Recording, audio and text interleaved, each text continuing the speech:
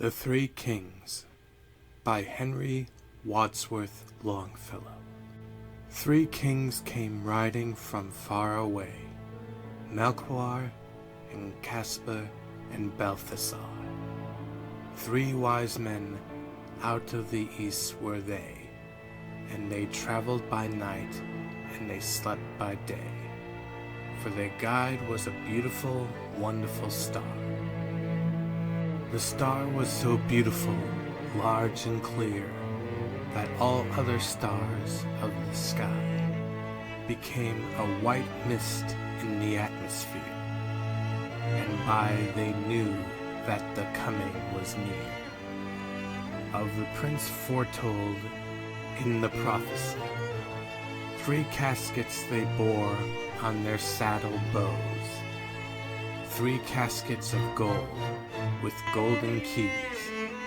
Their robes were of crimson silk with rows of bells and pomegranates and fir blows, their turbans like blossoming almond trees. And so the 3 kings rode into the west, through the dusk of the night, over hill and dell, and sometimes they nodded with beard on breast, and sometimes they talked as they paused to rest, with the people they meet and some wayside well. Of the child that is born, said Balthasar, good people, I pray you, tell us the news, for we in the east have seen his star, and have ridden fast, and have ridden far, to find and worship the King of the Jews. And the people answered, you ask in vain. We know of no king but Herod the Great. They thought the wise men were men insane, and they spurred their horses across the plain, like riders in a haste who cannot wait. And when they came to Jerusalem, Herod the Great, who had heard this thing, sent for the wise men and questioned them, and said, go down unto Bethlehem, and bring me tidings of this new king.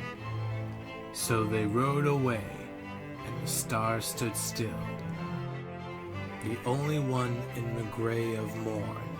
Yes, it stopped, it stood still of its own free will, right over Bethlehem on the hill, the city of David, where Christ was born. And the 3 kings rode through the gate and the guard, through the silent street, till the horses turned, and neighed as they entered the great inn-yard. But the windows were closed, and the doors were barred, and only a light in the stable burned. And cradled there in the scented hay, in the air made sweet by the breath of kine, the little child in the manger lay, the child that would be king one day, of a kingdom not human but divine. His mother, Mary of Nazareth, sat watching beside his place of rest, watching the even flow of his breath, for the joy of life and the terror of death were mingled together in her breast. They laid their offerings at his feet. The gold was their tribute to a king. The frankincense, with its odor sweet, was for the priest, the paraclete, the myrrh for the body's burying.